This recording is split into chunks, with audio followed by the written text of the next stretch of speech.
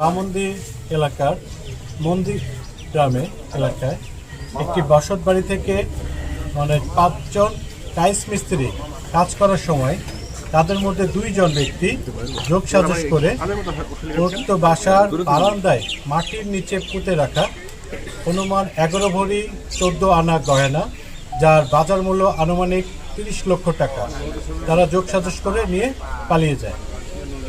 তো উক্ত সংবাদটি পাওয়ার পরে আমি আমার থানার টিম, আমি নিজে আমার তদন্ত এবং সেকেন্ড অফিসার সহ একটি টিম এবং বামন্দি থানা থেকে একটি টিম যৌথভাবে উক্ত বাড়িতে যায়।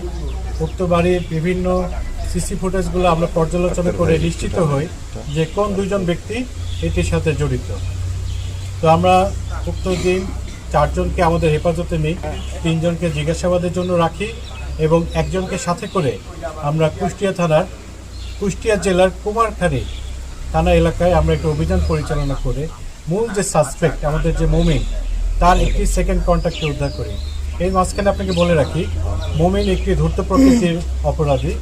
সে এর আগেও পুলিশের বিভিন্ন মামলায় অ্যারেস্ট হয়েছিল বিভিন্ন অভিযোগের ভিত্তিতে।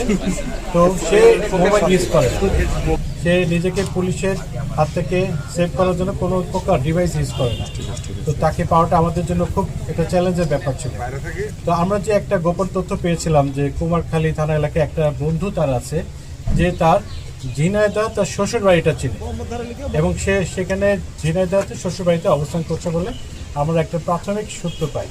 সেটার আলোকে আমরা গতকালকে মাঝরাতে ভোর 4টার দিকে আমার টিম এবং বামন্দি ক্যাম্প থেকে একটি টিম সহকারে আমি প্রথমে কুষ্টিয়া, সেখান থেকে ওই সেকেন্ড কন্ট্যাক্টে পাওয়ার পরে পরবর্তীতে ঝিনাইদহ জেলার কালীগঞ্জ থানাধীন কলেজপাড়া এলাকায় দিনভর অভিযান করতে হয়েছে। কারণ আপনাদেরকে আগেই বলেছি তার কোনো মোবাইল ডিভাইস ছিল না। তো সেখানে আমাদের ম্যানুয়াল সোর্সের মাধ্যমে তথ্য গ্রহণের মাধ্যমে আমরা একটা পর্যায়ে তার বাসা শনাক্ত করতে সক্ষম হই এবং তার বাসাটি একটি বস্তিঘর। সেখানে যাওয়ার পরে আমরা ওই আসামিটিকে পাইনি। আসামিটা ওখানে আসার পর বাসায় এসেছিল, বাসায় এসে তার মালটা বাসায় গোপনে লুকিয়ে দিয়েছিল। তো সেখানে আমাদের কালীগঞ্জ থানার সহায়তার ভিত্তিতে আমরা অভিযান পরিচালনা করি এবং সমস্ত অলংকার অত্র মামলায় চলে যাওয়া সমস্ত অলংকার উদ্ধার করতে সক্ষম হয়েছে।